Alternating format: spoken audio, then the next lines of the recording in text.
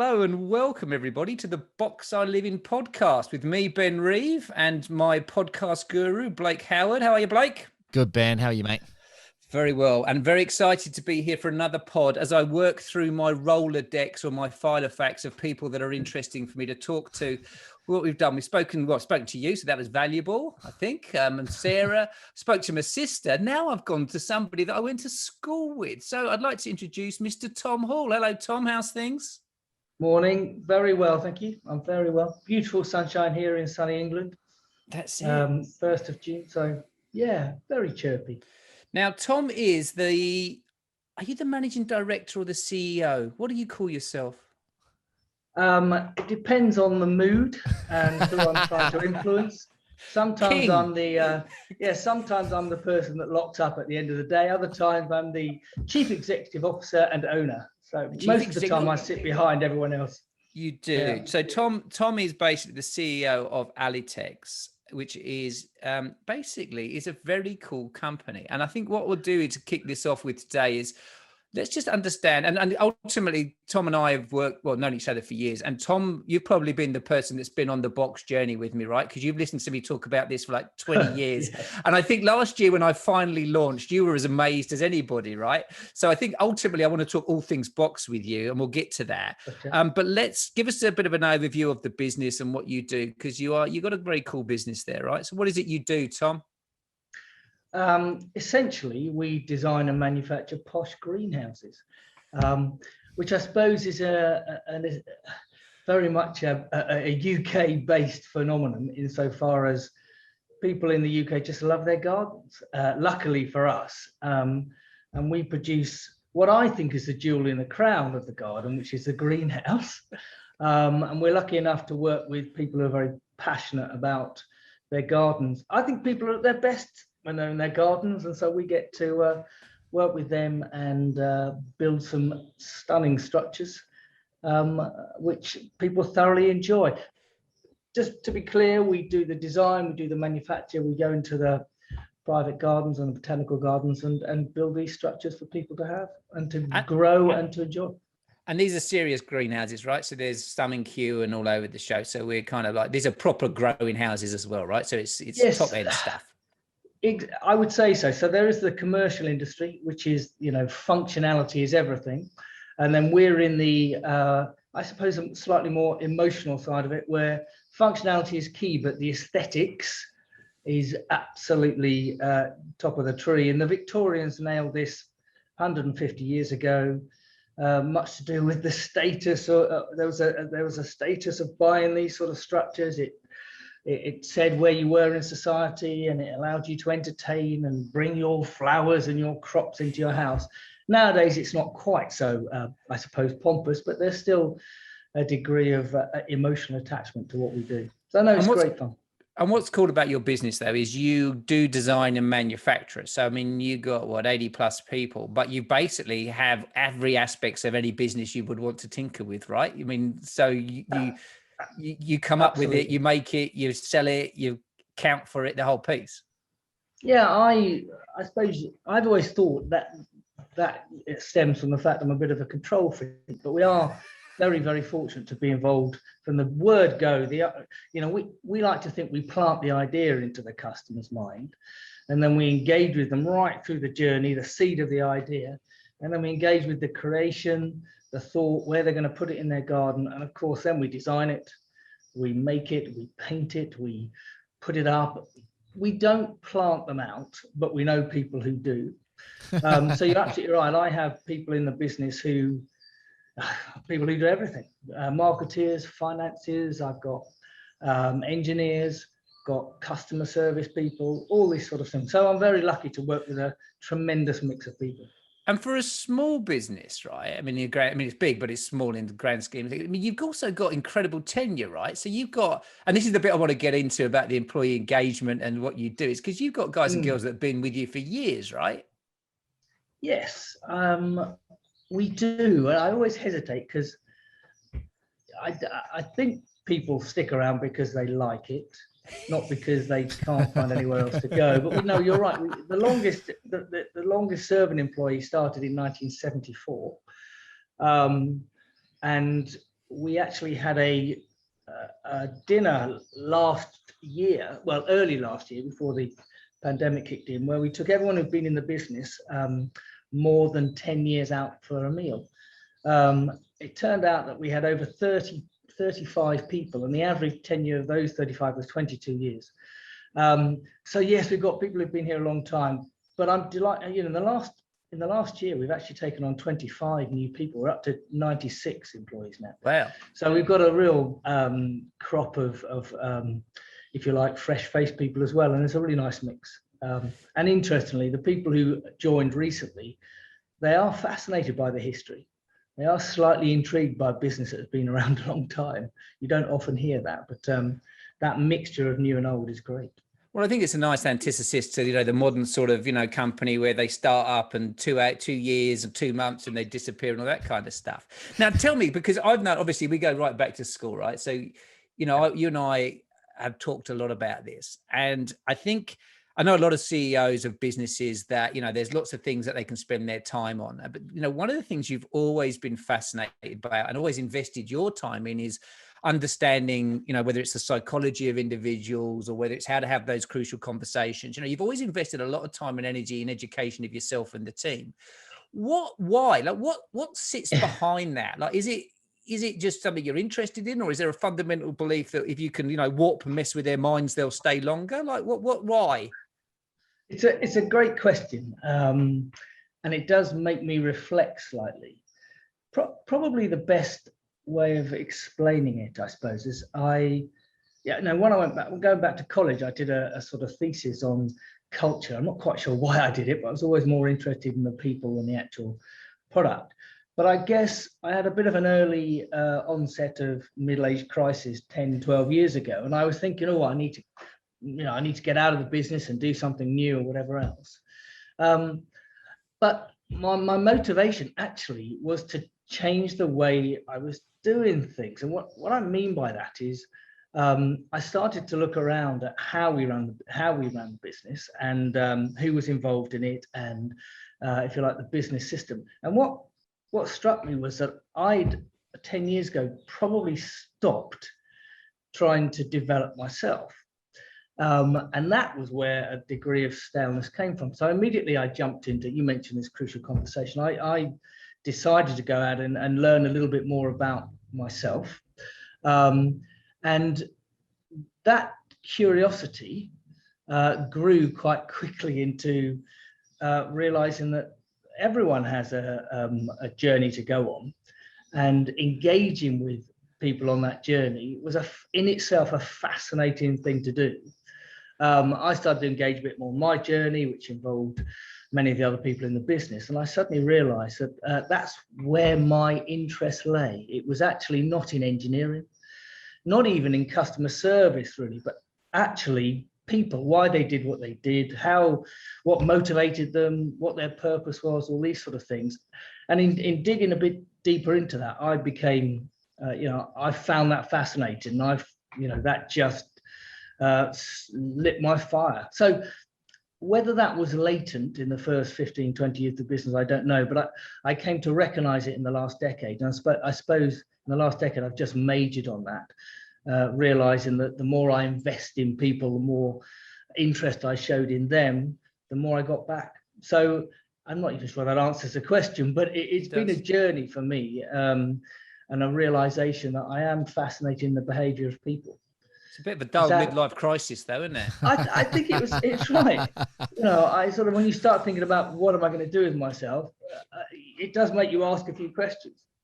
Well, you could have bought a Porsche. You could have bought yourself a new push bike. That way, you might have been able to keep up as well up the mountains. But anyway, in terms of longevity and sustainability, you're looking well on it. So I think, and I think, I jest a little bit because after the beginning, because I'm talking to people that I know on this podcast, right? But I think what I've discovered is the people that are interesting to me are the ones that are probably not taking the traditional standard route. And like I say, for your business, and having worked with you recently, just to get the sense of what you're doing and the investment you make is kind of fascinating because, most small businesses are just not on their radar.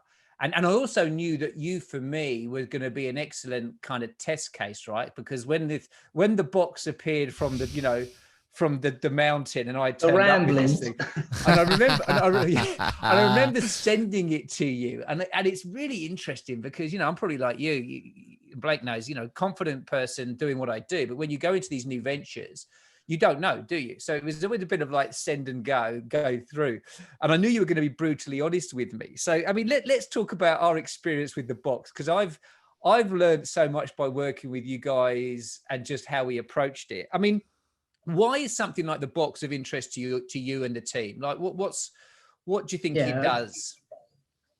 So I think it's worth just reflecting on the fact then that, you know, we've been on a number of bike rides together, and increasingly over the years, when you've been over here and we've been out on a bike, you and I got quite excited about talking about people and people's behaviour and all this sort of stuff. And I must admit, I was impressed, let's say slightly surprised, when you actually launched this product, because I thought to a degree it might just be hot air. So I was very taken with that. And I thought, okay, good, then at the very least I can do is test it out. And when I went onto it, and I did literally, I played on it, I thought, this is asking terrific questions in a very compelling way. And interestingly enough for me, although I talk about this and read about it and discuss it with my leadership team, I'd never actually delivered, if you like, or facilitated any of the sort of conversations that stem from the box. And when I had tried to have those conversations with people, I found it slightly difficult. As soon as I engaged and played around with your box, as it were, I found it gave a language, it gave a context, which enabled conversations. I know you're very keen on opening up the conversations about growth mindset and leadership with everyone, not just the select entitled few. And I thought Ben is definitely onto something here because of the if you like, the language you chose and the context you'd created there. But I didn't know that.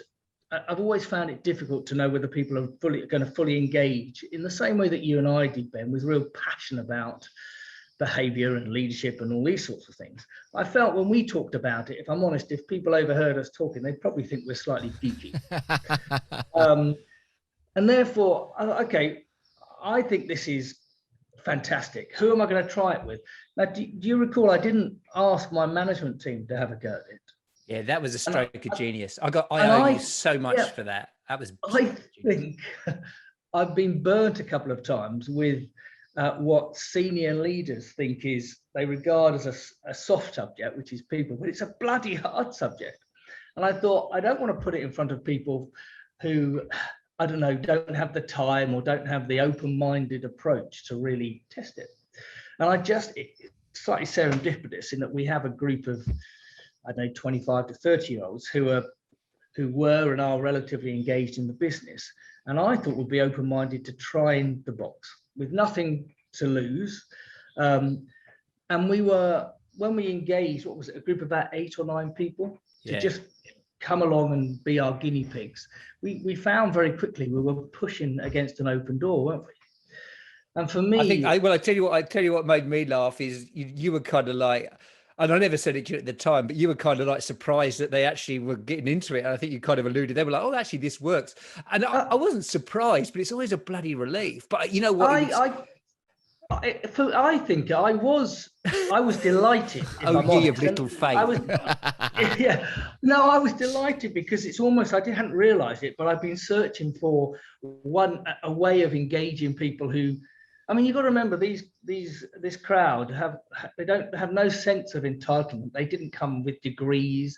They weren't brought up to believe they were going to lead or anything like that, which I think actually means they're more willing to listen and more willing to engage. But it did strike me that the box gave them an opportunity to genuinely reflect on what their values were, what their purpose was, what was important to them in life. And it opened their eyes, I suppose. So I was really pleased that they engaged, but I was much more excited by how they reacted and what it then did for them in terms of their thoughts about the future and the fact that they could be more proactive and take ownership of it. And it changed, it enhanced the culture very quickly, particularly of that group of people, but also their influence in the business. And I think it was quite stark, actually. And that made me very excited.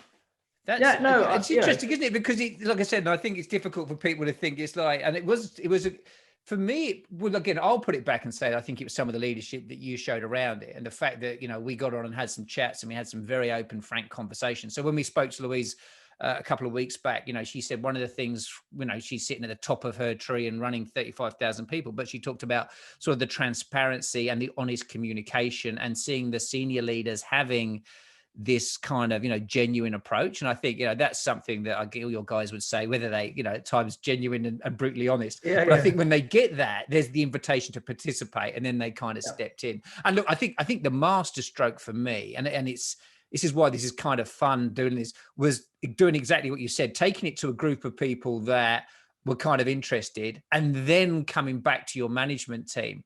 Because, it's funny, you get it. I've had several conversations with other senior leaders, and it's almost, if they don't understand or have that passion around people that you mentioned, they're almost looking for me to sell it to them. They're like, well, convince me. And I'm like, if you don't get it, I can't convince you. And it was so funny when we went back and talked to your leadership team, because, and this is what I've noticed, is that most of those senior guys and girls, unless they've kind of got they've all done stuff. I think the difference is what you were saying about your guys that are relatively, they've been, they've learned things, but they probably haven't been exposed to that training in a business context. So I think you get a bit of intellectual sort of closure. I've seen this, which is maybe a defense mechanism to you were saying, like, I'm a 45 plus year old man that's sort of, trying to fight, or women that's trying to find themselves.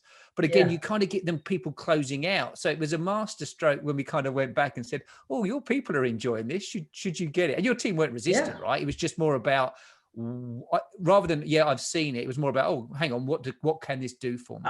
There's one thing, Tom, Tom, just one thing I want to tag in is, in our great conversation with Lou, we were talking about one of the challenges, the barriers to entry for her, who's someone on the board, to the people right down below to see those insights that are like the people that are on the ground doing the work.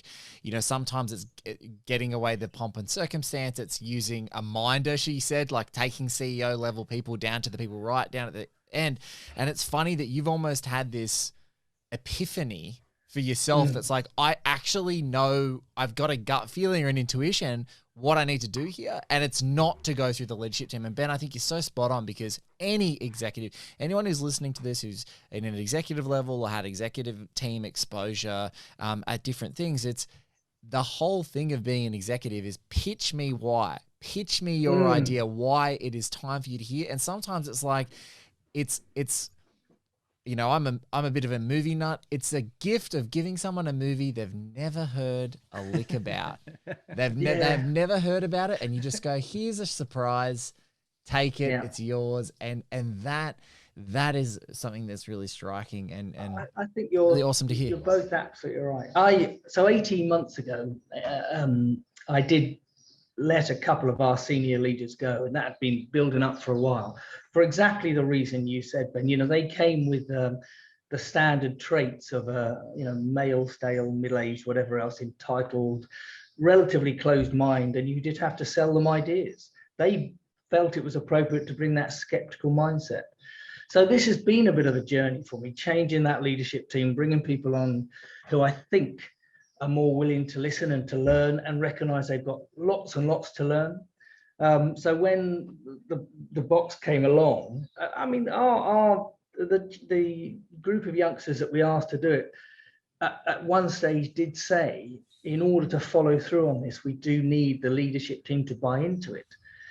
Do you remember that, Ben? They were very keen, and it did strike me that, what on earth are we doing as a group of leaders where they are wanting to develop, they are wanting to push ahead these youngsters, and they're worried that their leadership team might not engage in that. But that stems from, I guess, experience.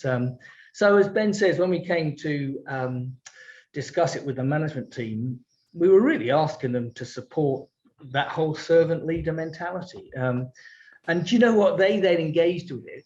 And I could hear the surprise in them when they started to have these chat rooms, and they said, actually, this film, as you say, is really enjoyable. Golly, I just thought it was another whim of Tom's or whatever else, but this is making a difference. But of course, it's so much more powerful when they were being nudged by their own team to say, I want to do this, I want to do that. And that group of youngsters are now engaging in a different level of leadership development as well. And they're quite a tight group going on a 6-month journey. And that would never have happened without engaging in the box last autumn, that's for sure. So it's really exciting for us. Sorry, do you get a return on this? I mean, it's because you are a businessman, right? You're not a benevolent sort of, well, you are benevolent, but it's, but it's not there's not an economic, because a lot of people that would look at this and they think, you've got a choice to spend money somewhere and what you spend it on, but you can see the connection, not only between you're interested in them, right, in people, but there's got to be a business case for doing this sort of stuff as well. Or do you not think like that? No. Well, I think it's a self-serving prophecy, really. I think, the most expensive and difficult thing in any business is your people. The most influential and powerful thing in your business is your people. We worry about a margin, a 2 or 3% difference in our margin, our sales price, or whatever else. But, getting that last 60% of discretionary effort and competence out of your people transforms a business. So why don't you really throw yourself into creating, getting the very most from your people? So this is incredibly commercially minded, as well as being hugely satisfying in a different way.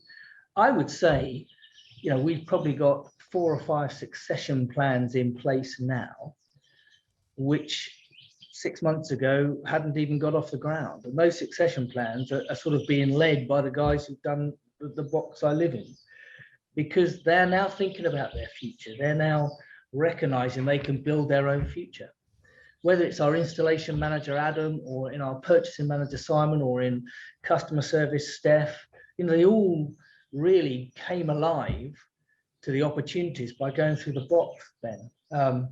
And if I were to go out and try and recruit the next generation of leaders, well, you guys know, firstly, how time-consuming, expensive, and full of failure that is. So to do it from within is so potent. I mean, it is an absolute no-brainer. So we've now, our purpose at Alitex is to be passionate about all that grows. And really, for me, that's passionate about the growth of people. And so we've now taken the number of elements of the box and we've introduced it into our induction process, partly to demonstrate to everyone in the business and new joiners that we are really interested in their own growth, but also because if we can just get the very most from people, the business will flourish. So I'm very excited about what it's bringing to the business.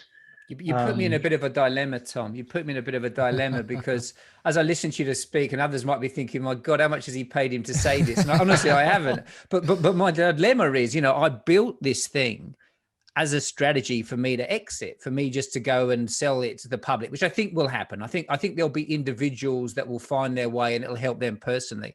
But I think what I've connected with, and it's not, for me, it's about then the work I've done with you guys. And again, it's not a huge amount of work, right? It was all done remotely, but that connection and that conversation of being able to facilitate and be part of that is kind of critical.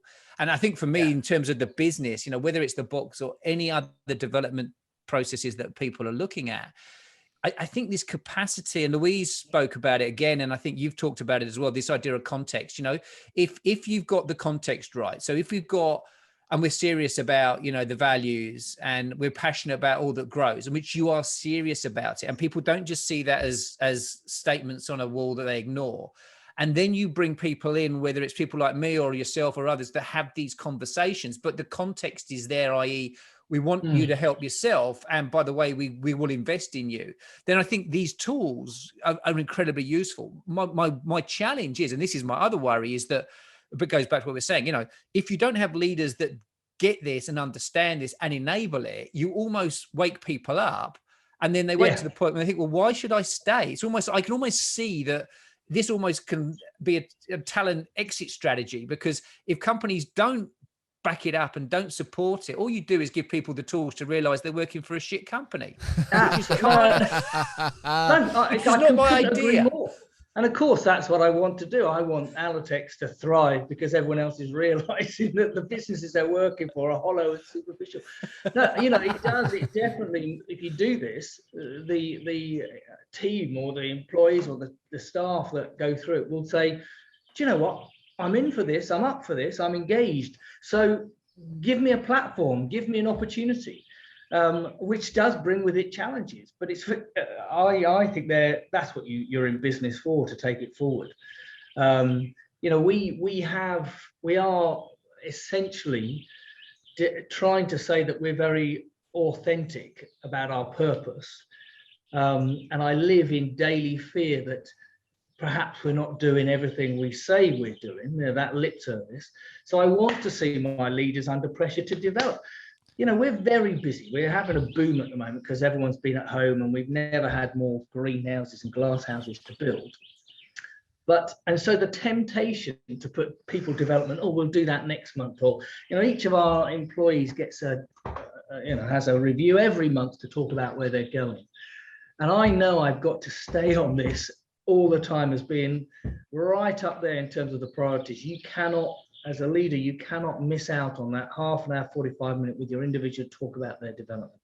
Because actually, you know, you can make money today, but it's what really interests most business leaders is what's happening tomorrow, what's happening in 2 or 3, 4 years' time.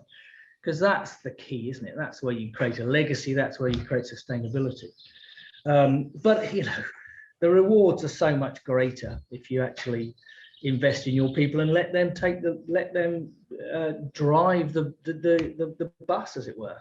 And that's what I'm seeing. You know, it's just the level of motivation. And obviously it's not all about the box, but this is what I've discovered, I think, is that so many people have this latent desire and potential. I genuinely believe that. And I only believe that because I've seen it put, you know, give people a platform or a stage, and make them feel good about themselves, and they really are, they can achieve extraordinary things.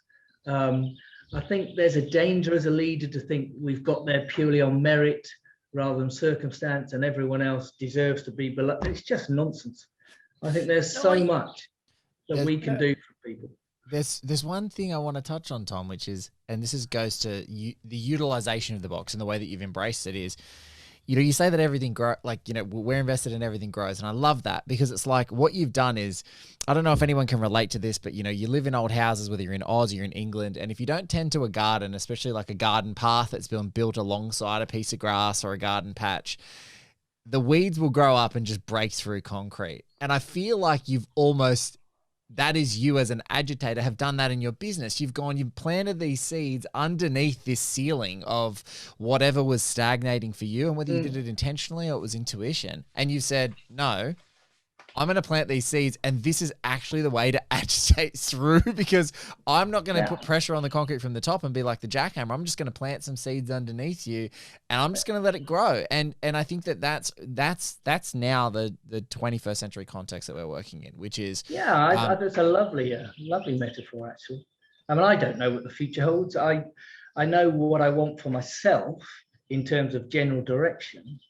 But I'm really happy to be, you know, influenced and directed by many of the people in the business. And you're absolutely right. If you can make the most of that wealth of, I don't know, just desire and passion, can you imagine where you can go? It is interesting. If you have a big ego as a leader, I think which of course we all do, it sometimes can be a struggle. So I have to balance the desire to take us in a particular direction with recognizing that I really want others to sort of drive that. And it's I think there is a discipline to make sure that you keep feeding the right seeds, as it were. These things again, it's a bit like cleaning your teeth. They don't just happen. You do actually, I think if you weren't sincere about what you're trying to do, I think you'd get found out. Which well, this is the point. And this is where I get a little bit uncomfortable, right? Because it's if you listen to the three of us talk, we obviously all believe, right? And we do believe. And I think, Tom, what you're doing in your business is testimony to the actions that you put in as much about what you say. But, there's part of me that thinks if I'm listening to this, I always like the black hat. I always go so cynical. It's kind of like, because we've heard all this before, it's like, we're rehashing stuff, find your passion and all that. But the three of us, I think we're some of the most realistic, down-to-earth people I know, right? It's not like we've drunk the Kool-Aid. I mean, we could be as cynical as the next man. As cynical as it gets over here. I mean, and so it's really hard for people to listen to this to kind of, because then I'm thinking about it as you're talking, I'm listening to you two. It's like, oh my God, I got a podcast now with about a bloody gardener and some bloke giving me metaphors about pushing up daisies. I'm like, I really should be in a box. Yeah. But then I'm thinking about it and I'm thinking, well, what's the alternative, right? Because if you're just going to go down the cynical path, and I think this is something I have to embrace, this is something I have to get comfortable with, is listening to somebody talk about, like you did, Tom, about what we've done, because it makes me feel a little bit uncomfortable. And it's the same with you, Tom, right? I know that when your team and your staff come to you and say, thanks for this, and they genuinely love it, I've seen you, it's kind of, let's move on. But I think we have to get comfortable with the fact that if we believe this stuff, then we've got to be the cheerleaders for it. But I think the difference is whether you believe it or not, what's your alternative? Like, are you just going to sit there and be cynical and say it's all a load of shit? Or what's your approach? Because that doesn't get you anywhere. And I think what you've said, Tom, which I think is interesting for a lot of people, which they don't have. And I think this is what I've tried to answer with the box is, you've always thought about the next step and 1 year, 2 year, 3 years, 4 years, as I have. Now, you've traditionally done something. I haven't until after 20 years got off my arse and done something. But I think that question of what do you want and how does this play out? That's actually my favorite question at the moment with all my clients. It's like, whatever we're doing, I'm like, how does this play out? Because if we're just going to sit there and not do it, then it's going to stay as it is. But if we do change, then to a certain degree, whether it's our Kool-Aid or somebody else's, you've got to believe, right? And I just don't think I don't have any other answers. If you're going to run a people-driven business, you've got to get them engaged. I think that's the benefit of being the age we are, Ben. I think when I went a bit stale a decade ago, and I did go through the process of bringing in what I thought were, high-powered and highly credible leaders, and very quickly got disenchanted with that because they had nothing new, Ben. They would talk numbers, they would talk strategy, they wouldn't talk about the health of the business, and they were so disingenuous when it came to their staff. And I suppose I made lots of mistakes. And when I moved on from that leadership team and went actually to talk to the people that I've known for 20, 30 years on the shop floor, putting greenhouses up, they were just crying out for someone who actually cared for them and engaged with them and not necessarily took them seriously, but just recognized their value. And, I think there's an advantage, Ben, in going through the journey we've been on, and recognizing, as you say, the alternative is maybe short-term gain, but there's no depth in it. It's two-dimensional. And what we do, all the time we're going on this journey at Alitex, I'm building relationships, genuine relationships with people who've been here for a few months or many, many years, people that we've known who've moved on to, I love it when people move on to higher positions in other businesses, because it's a real pat on the back about what we've done here. But secondly, they might come back and take us to another level. But it's so rewarding in so many ways. Plus, I have to say this: the business has definitively benefited. We've been around a long time. We've survived many crises, and I think that's because of the strength of the culture and the commitment of the people. So I've got huge amounts of evidence to support the way we do things now, and if you like, enough security in the fact that business has been around a long time to be able to take, and it's not even take a risk, it's to just know what works and stick to it in terms of that discipline and that commitment. And I understand a 30-year-old doesn't think 5-10 years down the line. But believe you me, if you're a leader at any age, those 5-10 years go very quickly. And you really want to be planting some oaks, and maybe not the daisies, but some trees that will outlast everything else. And the box is only part of it, but it's a wonderful part of it, because it really opens people's eyes. And because you've always said, Ben, it's an invitation to play. It's not an instruction. It's nothing like that. And all I can say is my experience is that when people have delved into it, they've all gone, actually, no one's really asked me these questions before. Even the leaders that I interview, and I say to them, tell me about your values, you can see them stopping and thinking and saying, crikey, no one's really asked me that before. And that's possibly the power of the box. It's actually asking questions that people genuinely don't get to be asked at any other stage. I think your point there about an invitation to play is probably the key. I'll go back to the fact that, we're at a certain age in our life. There was when we're doing some stuff with the team, because they're not young guys, they're like you, right? But it was like what is it? The Muppets, Waldorf and Statler, those two old blokes up on the side, because we just go off on these tangents. And I did wonder, it's a bit self-indulgent. I was thinking, oh my God, are we relevant enough? And I'm audience conscious enough to realise, but it was kind of fun because I think they sort of humoured us. But as we said, it was part of there is a benefit, maybe an experience, and maybe that it doesn't have to be an age thing as well. It does come back to the reflection of knowing who you are and why you do. It comes back to my question at the very beginning, Tom, for you about, why do you do this stuff?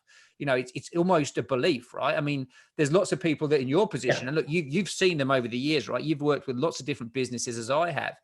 It's almost, you've got to believe that this investment is going to give you a return. I think some people... It's a faith, but I accept it's a faith-based thing, but I still, if you don't do this, what do you do? When do you have those conversations? There is, you will not discover 10% of what your team can do or believe or want if you don't ask these questions. And you show me another platform where you can ask these questions in a positive, inspirational way, then have a chat room or whatever else, and it just doesn't exist. You can't reach that number of people. So that's why this has really excited me, and why, do you know what, we've got this induction process. So we've introduced it, this 10-step where we're introducing the box to our induction process, and now I don't know whether is it re-inducting everyone in the business. So by the end of this financial year, we're going to have gone through the box process with everyone in the business, kicking and screaming for some of them, I'm sure. But we want, doing these ultimate up to the reboot guide, and then having just a 45-minute conversation in groups of 4 or 5. It's just a joy to me, because you go into it and you have no idea what they're going to say. And the most extraordinary people say the most extraordinary things. Dave Riley, who does our grinding here, is very keen. Grinding, you might just want to qualify that. Well, that's like actual grinding. Metal, real grinding. Grind the metal. Yeah, real grinding. Yes, exactly. And he's 59. Anyway, turns out he's a Quaker. And none of us knew this until we did this. And he is now engaging with some of the youngsters, talking to them about life values, all this stuff. And it's not terribly religious stuff, but they've started a conversation on the shop floor that I promise you, there was no other way of getting to that conversation. And there's a real banter, and I think there's a degree of respect growing between them as a result. Now, I don't know, where does that come from? Well, it looks like we've just been able to lay that, give them the opportunity, and they're taking that forward now. And they have tough times out there. So when they go through those tough times, that'll give them a bit of succor. It's great. It's really exciting stuff for me to see. Well, I tell you what, I'm like, I think there's a couple of things. One, it's the right tools in the right hands at the right time, right? I think that's the other thing that I'm learning through this whole process. And it's funny, right? Because in this place, there's so many consultants and so many people out there that bring you the finished article. And, you know, we've been doing this for 20 years. And yeah, I've been talking about it for 20 years, but I haven't been doing like this for 20 years. I'm very open about this. I'm on a journey. And it's funny because our experience has been quite cool, because people have been saying to me, well, have you got any reference sites? I said, oh yeah, I've been working with this crowd in the UK. And I say, and I literally, I have all these people like the senior teams. And I say, yeah, what we did, I said to group the other day, I said, yeah, we gave it to the people that really need to know this stuff. I said, you lot are not my target market. And quite frankly, you guys are most of the problem. You're just the problem. So the point is, you've got to get behind it. And I was said, this is like recounted our experiences, and they're all sitting there looking at me. And I was like, so yeah, we can do it, but your people will walk unless you get behind it. So I suggest we don't do it. And they're like, is this some kind of reverse sales technique? I'm like, no, mate. We must have it. We must have it. I know, but I'm just trying to say, I'm trying to be honest here, because I actually don't, you know, I'm like, this is what I've learned. And it's hard for me, because there's one head that I'm trying to be this commercial consultant. Yes, I've got all my shit together. It's like, I'm making it up as I go along like the next one. But the point is making it up with the right clients who are interested in doing this and want to work to make it happen. And I think that's the other thing with this, right? And it's probably like you and your greenhouses. There is a process that we follow, but that process can be tailored and altered to finish a product that the customer wants. I think that's the big bit about your business, right? It's not just a formulaic, do this, say this, make this work, because leadership and doesn't work like that. So I think everyone knows their culture. Yeah. So it's how do you make this happen? I agree. And I think that's what'll be interesting is the conversations you're having with CEOs and leadership teams to if you like, introduce that into the business. You know, I do think you have to have a simple belief as a leader that the vast majority of people out there have the desire, they have the willpower, the innate capability to move forward, but like so many things, they need a push, they need a platform, they need guidance, and that's all we're here to do, really. Our job is to put people in their very best light and then get out of the way, and this is part of it, because this enables you to have to start a conversation that is terribly difficult in any other context. So yeah, cool. It's been, has it been revolutionary for me? Certainly evolutionary. Yes, certainly in terms of introducing the conversation in a way and at a level that I was struggling to do, because I was doing it through the leadership, whereas now I'm doing it, if you like, bottom up, as Blake described with the daisies. And I think it's just so much more powerful that way. So, you know, maybe it is revolutionary, Ben. Maybe it is from the roots up. Well, I tell you what we need to do. Let's get you back on in 6 months and see if they've all outgrown you. You might be cursing all me left. one day. Yeah, like, what the hell? Of a business. Even worse, mate. They've all gone off to find themselves and living in wigwams somewhere. Yeah, as long as I don't become a competitor, I suppose that's fine. Living be all right. Hey, well, look, I think, you know, I think, like I said, it's an interesting conversation for us to have, and I appreciate your candor on it. And like I said, I think it's been learning from both of us. I mean, if you were, and I can't resist myself now, because it's like you've done such a good job of positioning what we do better than I've ever been able to do. If you were to give another business advice, and maybe let's broaden it, less about the box, but about this development, you know, any development that you put into the business, you know, or the investment that you make, what advice would you give to these leaders in these businesses? Like, what are your top tips for having these conversations, or just embedding this kind of development focus? Good question. I'm always reluctant to give advice because it means you have to take what you think more seriously. But were I to do it, let's say to do it staring in the mirror rather than looking at other people, I will probably, firstly, I would say, before you start anything, ask yourself whether you're serious about it. Yeah. Whether you genuinely believe that committing to the development of others is something that you have that faith. You said you have that faith, and I say that, Ben, just because expending the energy in this route, if it's all just hot air, is very wary. But if you believe this is where you want to go, I think focus on your audience, focus on how the people that you want to truly influence, pop yourself in their shoes and think, what works for them? what questions, what environment do you want to create so they can actually talk, they can discuss without. So many people spend many years suppressing all this stuff. So don't think through the eyes of the leadership team, don't think through the eyes of the management, think through the eyes of the people on the coalface, and treat them with as much respect and as much respect and commitment as you can, and then say, right, how am I going to engage them? And if you did that, I think the box, workshops, whatever else, will just fall into place, Ben. So does that make sense? Put yourself in the shoes of your team. Well, you know what? It's very interesting. I asked Louise the same question on the other podcast we did a couple of weeks back, and she said the same thing. She said, know your audience. She said, she used the same concept around servant leadership as you did, which again, probably marks you both out as individuals that get this. And just so also happens, but one's related and you're not really related, but a very close.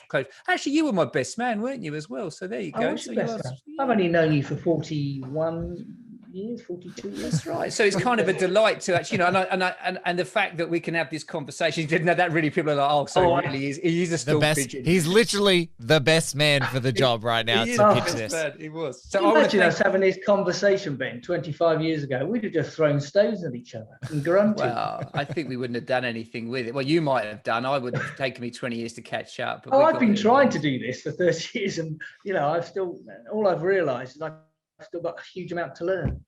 I should have. Well, that's it. And I like the fact that now that we're at this senior age, we can kind of become like, it's your own kids never listen to you, right? But others, like the uncle that's got a bit of sage advice. That's kind of what I'm going for at the moment. It's like, who are you? I'm like, I'm sort of like your uncle, not the creepy uncle, just the one who's, the one who's got a little bit of sage.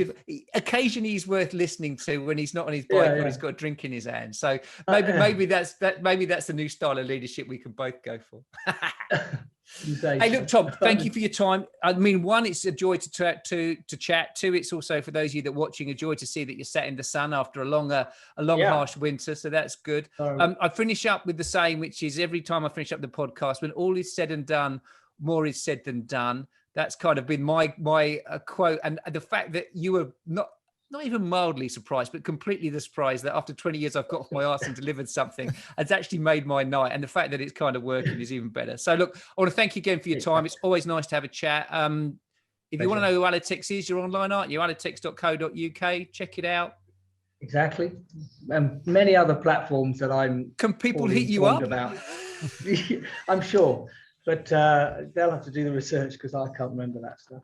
Wonderful. All right, mate. Stay safe. Thank you very much for your time. Cheers, mate. Stay safe. Nice to talk to you. Thanks, Tom. Thanks. Bye.